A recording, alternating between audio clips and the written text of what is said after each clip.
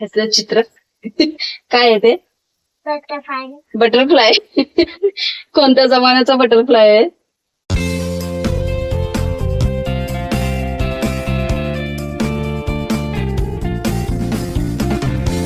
Hi hello नमस्कार मंडळी, मी Shreyas vlog या मराठी युट्यूब चॅनल मध्ये आपल्या सर्वांचं खूप खूप स्वागत आहे. तर नवरात्री चालू आहेत आणि नवरात्रीचे 9 दिवस सर्वांचे सुखाचे जाऊ देत. खरंच ही देवाजवळ प्रार्थना आहे आणि सर्वांना माझ्याकडून नवरात्रीच्या खूप खूप शुभेच्छा. तर आज सकाळपासूनच माझे डेली ब्लॉग असतात आणि 2-3 दिवसांतून एकदा मी ब्लॉग हा अपलोड करते. पण आता संदेश कामाला गेलेला आहे. त्याने टिफिन मध्ये मी आज रताळीची भाजी केली होती. मी पहिल्यांदा भाजी केलेली आणि त्याची रेसिपी सुद्धा तुमच्यासोबत शेअर करणार आहे की मी कशा पद्धतीने रताळीची भाजी केली. मला सुद्धा माहिती नव्हतं. मला संदेश सांगितलं त्यामध्ये काय काय लागतं, काय काय घालावं लागतं, काय काय करावं लागतं सर्व.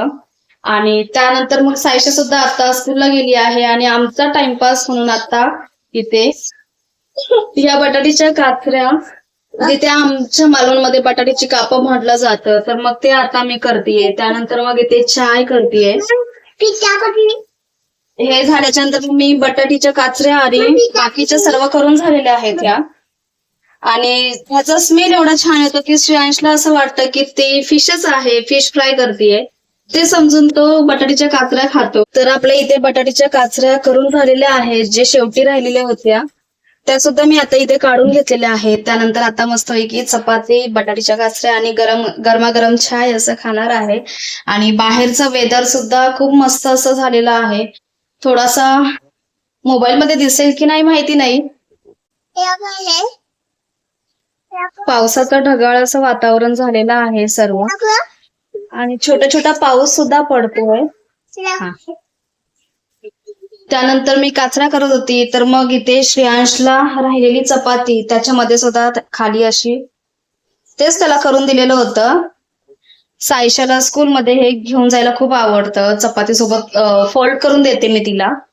तर ते सुद्धा सोबत मी भरवत होती आणि काचरं सुद्धा बनवत होती. तर आता त्याचं अर्धीपेक्षा खूप कमी अशी चपाती राहिलेली आहे. तर त्याचं सुद्धा खाऊन झालं. त्यानंतर सायशा स्कूलला गेलीये. त्यानंतर मग संदेश सुद्धा कामावरती गेले टिफिन घेऊन आणि राहिलं फक्त माझं. तर मग हे नेहमीच आहे. आजसाठी असं काही नवीन नाहीये, पण हे नेहमीच मला असं होतं की सर्वांची आधी तयारी करून द्यावी लागते. त्यानंतर मग सर्वांच्या शेवटी मग मी जेवायला बसते आणि माझं जेवण एकदम आरामाचं असतं. घाईघाई करून खायला किंवा जेवायला मला नाही बरं वाटत आणि माझं सर्वजण उठून गेल्याच्या नंतर सुद्धा माझं बाकी असतं जेवायचं. त्यासाठी मी सगळ्यांच्या शेवटीच मी जेवायला घेते. रात्रीचं असेल, दिवसा असेल. रात्रीचं सुद्धा श्रेयांशला सर्वात आधी जेवण भरवावं लागतं, त्याच्यानंतर मग मी जेवते. मी नवरात्रीचं वगैरे असं घट वगैरे आम्ही आमच्यामध्ये गावी असं बसवतात, म्हणजे जे मेन मूळ घर असतं त्या घरामध्ये घट बसवला जातो. त्यामुळे मग आम्ही हे सर्व इथे आम्ही करत नाही. नॉर्मली फक्त पूजा करतो. फक्त 9 दिवस देव धुत नाही आणि जे रोजच्या रोज नवीन फुलं, नवीन हार वगैरे लावला जातो ते फक्त आम्ही इथे करतो. बाकीच्या तर वर्षातून येणाऱ्या सर्वच धार्मिक गोष्टी वगैरे बाकीच्या मी जेवढ्या जमतील तेवढ्या मी करतच असते. पण चुकीचं काही आपल्या हाताने घडू नये याची मी खूप काळजी घेते. तर अशा प्रकारे आता मी इथे खायला घेतलंय आणि आता वाजलेले आहेत दुपारचे 3. त्यानंतर ह्याच्यामध्ये सुद्धा या काचऱ्याने हे एक चपाती ठेवून दिलेली आहे. सायशा संध्याकाळी येईल तर मग तिला पण ते आवडतं खायला, त्यासाठी मग मी ते एक्स्ट्रा राहिलेले ठेवून दिले आहेत. आणि आता दुपारचे 2-2:30 होत आलेले आहेत. तर हा टाइम मला भेटतो रोजच्या रोज दुपारचं जेवणासाठी. तर आता आम्ही जेवण वगैरे मग श्रेयांशला मी थोडा वेळ झोपवेन. मग त्यानंतर मग अजून 2 तासाने नंतर परत सायशा रिटर्न घरी येणार आहे. तर तिला सुद्धा घ्यायला जावं लागेल त्यानंतर, कारण की इथे पूर्णपणे स्कूलपर्यंत जात नाहीत. मी कधी कधी जाते किंवा वहिनी, आमची इथे बाजूला वहिनी राहतात, त्या जातात नेहमी सायशाला घेऊन वगैरे. तर मग इथे आमच्या इथे नाक्यावरती म्हणजेच इथे एक बस स्टॉप आहे. त्या बस स्टॉपच्या इथेच फक्त व्हॅन येते, त्यांची स्कूल व्हॅन आहे. तर मग त्या व्हॅन मधूनच ती सायशा नेहमी येते आणि जाते सुद्धा. तर मग ही इथे येत असल्यामुळे मग ते बरं पडतं तेवढं जाण्यासाठी. जास्त लांब असं जावं लागत नाही. काही महत्वाचं काम असेल तरच मग स्कूलमध्ये वगैरे आम्ही जातो. बाहेरचं वेदर तुम्हाला दाखवते. हे बघा, हे पूर्ण इथे ह्या साईडला पूर्ण ऊन आहे आणि त्या एका बाजूला पूर्ण असं पावसाने भरलेला आहे पूर्ण ढग. त्यामुळे खूप छान वाटतंय खरंच. हा असं वाटतं की मधलाच भाग फक्त उन्हाचा आहे आणि बाकी चारही बाजूला पावसाने सर्व भरलेला आहे. तर बरेच दिवस झाले मी तुम्हाला आपण जी लावलेली झाडं होती तर त्याचा मी व्हिडिओ तुम्हाला दाखवला नाही किंवा ते त्या सर्व गोष्टी म्हणजे ती सर्व झाडं वाढतायत की नाही, कशा पद्धतीने वाढतायत, ह्या सर्व गोष्टी आपलं काहीच बोलणं झालं नाही. तर मी तुम्हाला ते तर हे आपलं मोगऱ्याचं झाड आहे आणि हे गुलाबाचं झाड आहे. ह्याला एक फूल आलेलं आहे आणि ही आपली तुळस आहेत.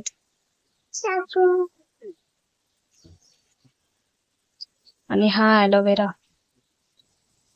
तुम्ही बघू शकता ॲलोवेरा किती मोठा झालाय आणि हे दोन्ही कुंड्यांमध्ये तुळस आहे.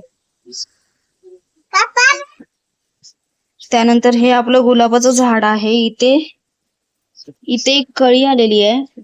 इथे एक कळी आलेली आहे आणि हे ऑलरेडी ह्याला जवळजवळ 7-8 दिवस झालेत ह्या फुलाला.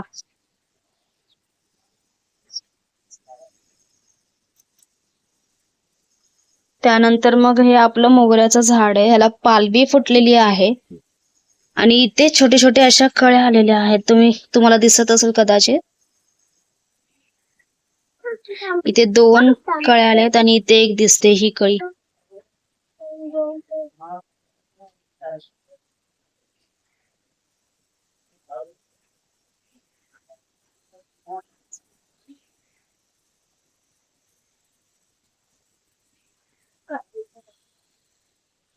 बिल्डिंग मध्ये गॅलरीची जागा असल्यामुळे थोडीशी जागा आपल्याला झाडांसाठी ऍडजस्ट करावी लागते.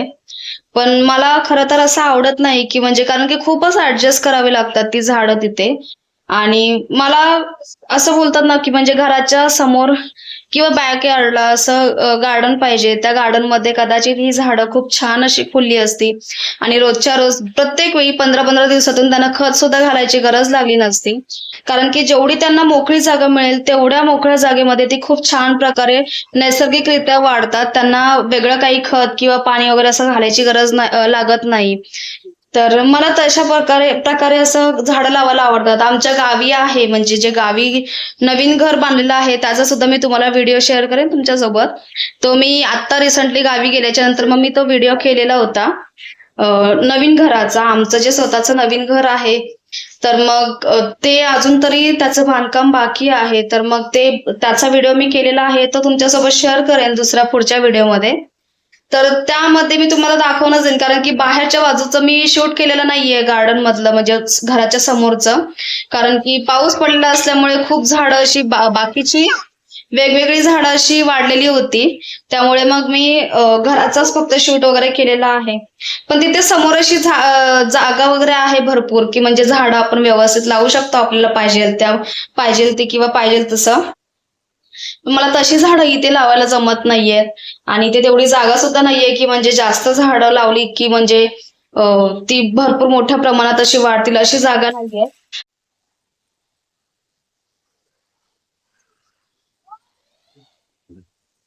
त्यानंतर मला ही तुम्हाला बेडरूम मधली तुळस दाखवायची होती. दोन्ही तुळस आहेत पण ही एकच जी तुळस आहे म्हणजे ह्याच्यामध्ये खूप सारे तुळस आलेले आहेत पण ही केवढी मोठी वाढली आहे आणि जास्त वाढली असल्यामुळे सर्वच ठिकाणी ती पसरलेली होती. ती तुळस भरपूरच अशी पसरलेली होती पण त्यासाठी मग मी ही त्यांनी रशीने थोडीशी हलकी एकदम अशी बांधून ठेवलेली आहे. एकदम सैल आहे ही रशी. तर ती थोडीशी बांधून ठेवलेली आहे आणि तुम्ही बघू शकता इथे आतमध्ये पूर्णपणे येते ही तुळस. खूप छान अशी फुललेली आहे. खूप छान वाटतंय त्या तुळशीला बघून. पण ती जास्त वाढली आणि जागा नसल्यामुळे हा प्रॉब्लेम होतो की झाडांना पसरण्यासाठी जागा मिळत नाही. पण तरी सुद्धा ते इथे जास्त दुसरी कोणती झाडं नसल्यामुळे ती व्यवस्थित अशी वाढतेय.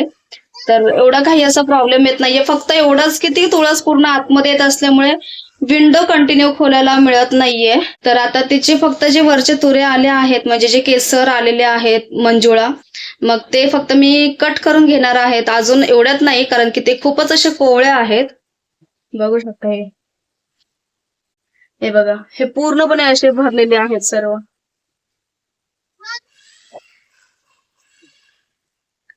तर ते मंजुळा मी आता कट करून घेणार आहे, म्हणजे ते थोडेफार असे सुकतील त्यानंतर मग ते मी कट करून घेईन. तर एवढ्यात काही हे करणार नाही, फक्त ह्या बाजूची जी विंडो आहे ती कंटिन्यू अशी खोलायला जमत नाहीये, पण एका साईडची जी आहे ती खोलायला जमते, त्यामुळे मग एवढा असं काही प्रॉब्लेम वाटत नाहीये ते ह्या झाडांचा. तर रात्रीचा असा बेत माझा ठरलेला आहे की वरण भात, त्यानंतर मग ही सुद्धा सेमच भाजी लागते बटाटेसारखी, ज्याला आपण स्वीट पोटॅटो बोलतात, जी रताळी असतात. तर ही रताळीची भाजी आहे. तर मी आजपर्यंत रताळी स्वीट पोटॅटो म्हणजे आपण एखाद्या वेळेस उकळून खातो किंवा भाजून खातो अशा पद्धतीने मी खाल्लेलं आहे, पण त्याची भाजी करून मी आजपर्यंत कधी खाल्ली नाहीये. तर त्याची रेसिपी मला संदेशने सांगितली ती कशा प्रकारे केली जाते वगैरे, कारण ते सर्व मला माहिती नव्हतं ती भाजी कशी करून खातात ती. तर आता ती भाजी मी संध्याकाळच्या वेळेस करणार आहे. ती सुद्धा रेसिपी मी तुमच्यासोबत शेअर करणार आहे, कारण की मी माझ्या लाईफमध्ये पहिल्यांदा ती भाजी करते. मी त्याची भाजी कधी मी आजपर्यंत खाल्लेली नाही आहे त्यासाठी. तर ती रेसिपी तुमच्यासोबत शेअर करणार आहे. त्यानंतर वरण भात, ती रताळीची भाजी असणार आहे, पापड असणार आहे. तर रात्रीचं आम्ही चपात्या खात नाही, तर आमच्या दुपारी किंवा सकाळी अशा चपात्या किंवा भाकरी असते. तर एका टाईमला आम्ही चपात्या किंवा भाकरी खातो आणि दुसऱ्या टाईमला भात खातो आम्ही. फक्त रात्रीच्या टाईमला कंपल्सरी आम्हाला भात लागतो. त्याच्या आधी ह्या दोघांना आता मी खायला वाढते. त्यानंतर मग मला हॉलमधलं सुद्धा थोडंसं सर्व क्लीन करायचं आहे. किती जरी मी क्लीन केलं तरी पण तो संध्याकाळपर्यंत आहे तसंच पुन्हा पसारा होणार आहे. आणि हे रोजचं आहे, आजचंच नाही आहे, हे आज काही नवीन नाही आहे, रोज असं होतं. ज्यावेळी मी सर्व क्लीन करून ठेवते त्यावेळी मग सायशा, श्रेयांश हे सर्वजण दोघं पण सर्वच पसारा करून ठेवतात, कारण की जे सायशा करते ते श्रेयांशसुद्धा बघतो आणि तसंच वागतो, तसंच करतो सर्व. त्यामुळे मग ह्यामध्ये त्यांना मारण्यात किंवा ओरडण्यात अटेन्शन प्रत्येक वेळेस आपण देऊ शकत नाही. तर काही गोष्टी त्यांना मग समजून सांगाव्या लागतात. तर मग आता ह्या सर्व गोष्टी आता मला क्लीन करायच्या बाकी राहिलेल्या आहेत. आता मी रात्रीच्या जेवणाची तयारी करते आहे आणि सायशा इथे तिचं काहीतरी टाइमपास असं करत बसलेली आहे. त्यानंतर मग श्रेयांश इथे बेडरूम मध्ये आलाय खेळायला. तर सोबत त्याच्या कोण नाहीये, कारण की थोडा वेळाने मग ती अभ्यासाला बसेल खाऊन वगैरे झाल्याच्या नंतर. तर आत्ता वाजले संध्याकाळचे 7:15 आणि इथे ऑलमोस्ट माझा भात बनवून झालेला आहे. आणि ही जी आहे वाटाण्याची उसळ आहे जी मी आता करतेय. मला वाटलं करू असतं त्यावेळी, तर मग पालेभाज्या असं वेगळं दुसरं काही करणार नाही. आणि चपात्या, ह्याचं चित्र काय आहे ते, बटरफ्लाय. कोणत्या जमान्याचा बटरफ्लाय आहे हा? झुरळाचा बटरफ्लाय आहे. तिने बटरफ्लाय केलंय, तिला माहितीच नाही ते झुरळ आहे, कॉक्रोच आहे की बटरफ्लाय आहे. कॉक्रोच पण आहे, बटरफ्लाय पण आहे. जा. तर इथे उसळ केलेली आणि चपात्या कराव्या लागतात, म्हणून मग मी पुऱ्या करून घेतलेल्या आहेत, कारण की सायशाला ते खावंसं वाटलेलं आणि मग तिला खायच्या होत्या. बटाट्याची भाजी पाहिजे होती सोबत, पण मग भाजी नाही केली. मग पुरी, चाय वगैरे असं तिला दिलं दुपारी. आणि पुऱ्या आधीच मी करून ठेवलेल्या होत्या, कारण संध्याकाळी मला माहिती होतं खूप लेट होणार सर्वच करायला गेलं तर. तर आता मला फक्त इथे राहिलेली आहे तिथे फक्त ही जी डाळ आहे वरण, ते वरण करायचं बाकी आहे. आणि मग त्यानंतर मग ही उसळ आणि वरण, त्याचं सर्व वाटण आहे, म्हणजे खोबरं आहे, कांदा, कोथिंबीर, टमॅटो हे सर्व, आणि त्यात मिरची वगैरे ते सर्व टाकणार आहे. आणि त्यानंतर मग ह्या भाजीसाठी वेगळं वाटण करायचं आहे. तर ही जी रताळी आहेत, ही रताळी आपल्याला सर्वात आधी मी ही धुवून घेतलेली आहेत सर्व स्वच्छ, कारण की त्याला माती अशी लागलेली असते, ती चिकट माती असते. आणि मुळातच ही जी रताळी ती चिकट असल्यामुळे मग ती माती सहसा अशी जात नाही. त्यानंतर मग धुवून झाल्याच्या नंतर मग त्याची जी सालं आहेत वरची, तर ही जी सालं आहेत ही सालं वरची काढून घ्यायची सर्व रताळींची. त्यानंतर आपण जशी बटाट्याची कापं करतो, म्हणजे छोटी छोटी अशी कापं करतो, त्या प्रकारे ती कापून घ्यायची आहे. आणि पुढची प्रोसेस आता मी तुमच्यासोबत शेअर करते. तर माझं आता इथे सर्व जेवण करून झालेलं आहे. ही जी आहे इथे उसळ आहे वाटाणा बटाट्याची, त्यानंतर मग इथे पापड आहे, त्यानंतर मग ही जी भाजी आहे ही आता आपल्याला इथे करायची आहे. आणि हे वरण आहे, भात आहे आणि इथे ह्या पुऱ्या आहेत आणि हे पापड. तर असं मी सर्व आजचं जेवण केलेलं आहे आणि आता राहिली आहे ती ही फक्त भाजी, जे आता आपण इथे करणार आहोत. तर मग ह्यासाठी मी कांदा घेतलेला आहे, थोडासाच कांदा घेतलेला आहे, कोथिंबीर आहे, आलं लसूणची पेस्ट म्हणजे मी पूर्णपणे जी मिरची आहे ती पेस्ट करून घेतली आणि आलं लसूण थोडस असं म्हणजे स्मॅश करतात तसं मी ते करून घेतलेलं आहे. आणि त्यामध्ये हे जे आहेत ही रताळी आहेत पूर्ण स्वीट पोटॅटो आणि त्यामध्ये फक्त हळद टाकली आणि आता आपण चवीनुसार मीठ टाकून तर जिरा मोहरी फोडणीला टाकायची आहे. आणि मी ऑलरेडी इथे हे जे तेल आहे कढईमध्ये ह्याच्यामध्ये जिरा आणि मोहरी मी टाकून घेतलेला आहे आधीच. आणि मग आता फक्त मीठ टाकायचं बाकी राहिलेलं आहे. काही जण ह्याच्यामध्ये आमच्या मालवणमध्ये जर तुम्ही असं बघायला गेलं तर सगळ्याच भाज्यांमध्ये वाटण असतं, स्पेशली खोबऱ्याचं. तर आता इथे मी हे वाटण टाकत नाहीये, म्हणजे खोबरं किसून टाकत नाहीये. नाहीतर मग ही जर भाजी तिकडे गावी केली असती तर ऑब्व्हियसली याच्यामध्ये तुम्हाला खोबरं दिसून आलं असतं भाजीमध्ये. तर ती फक्त मी खोबरं टाकत नाहीये, बाकी सर्वच भाजी जी आपण भोपळ्याची भाजी खातो ती प्रोसेस सेम आहे ह्याची सुद्धा. तर सर्वात आधी आपण इथे जिरा आणि मोहरी टाकली आहे फोडणीला आणि मग आता हा आपण कांदा टाकून घेणार आहोत. अगदी पटकन 5 ते 10 मिनिटात होणारी ही भाजी आहे. आणि कांदा शिजत असतानाच आपल्याला त्यामध्ये हे जे आलं लसूण आहे, त्यानंतर मग मिरची आहे, तर मग ह्याची पेस्ट आपल्याला ह्यामध्ये टाकायची. तर आता कांदा आपला फ्राय झालेला आहे. त्यामध्ये आता ही थोडासा गॅस एकदम स्लो करू, मीडियम सुद्धा नाही, स्लो करायचा आहे गॅस, नाही तर मग ती आलं लसूणची पेस्ट आहे ती खाली लागू शकते. तर आता ही पूर्ण भाजी आपण ह्यामध्ये टाकली आहे. कोथिंबीर सुद्धा एकदमच ह्यामध्ये टाकून घ्यायची म्हणजे एकत्र ढवळून घ्यायला बरी पडेल. आणि मग जे मीठ आपण घेतलेलं आहे ते चवीनुसार मीठ ह्यामध्ये टाकायचं.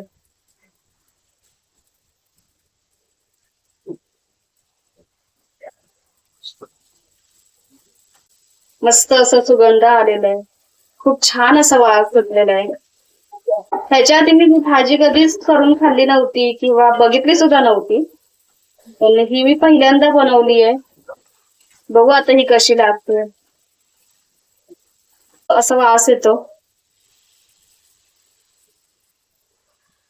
जास्त असं पाणी टाकायचं नाहीये, फक्त अर्धा पेला आपल्याला ह्यामध्ये पाणी टाकायचंय ही भाजी भिजेल एवढे. बाकीची पूर्ण भाजी आपल्याला स्लो गॅस ठेवून वाफेवरती शिजवून घ्यायची आहे. तर आता वाफेवर ठेवण्यासाठी ते गॅस पूर्ण स्लो केलेला आहे आणि वरती ताट ठेवलं. इथे आता आपली भाजी फोडणीला घालून झालेली आहे आणि ती आता शिजवायला ठेवली आहे मी भाजी. तर जास्तीत जास्त 5 ते 10 मिनिटं लागतील आणि त्यानंतर पुन्हा एकदा परतून घ्यायची कारण की त्याला डिंक असतो, तर त्यामुळे ती भाजी लवकर अशी खाली चिटकते.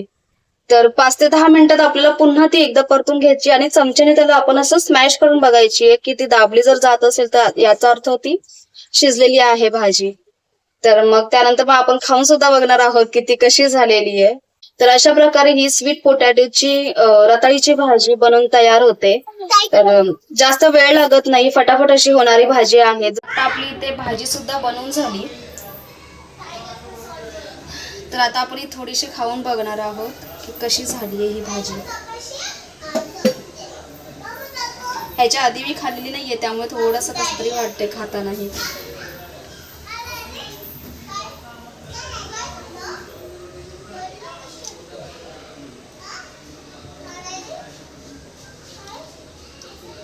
मस्त झालेली आहे, मीठ वगैरे व्यवस्थित त्यामध्ये पडलेलं आहे.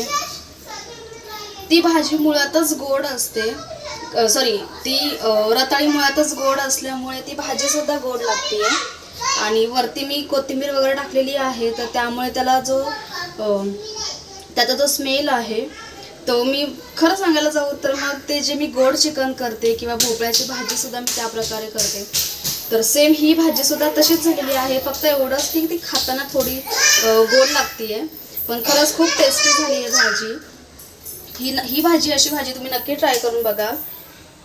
ह्यामध्ये तुम्हाला मसाला टाकायची काहीच गरज नाहीये. जेवढं मी फक्त हळद मीठ टाकलेलं आहे आणि जी फोडणी दिलेली आहे फक्त तेवढीच करून बघा. खूप छान लागते अशी भाजी. फक्त रात्रीचे 8:30 वाजलेले आहेत आणि 8:30 वाजता माझं पूर्ण जेवण करून झालं. त्यासाठी ह्यांना दोघांना सुद्धा जेवायला वाढलं आधी. हा बघ, स्वतःच्या हाताने खातोय.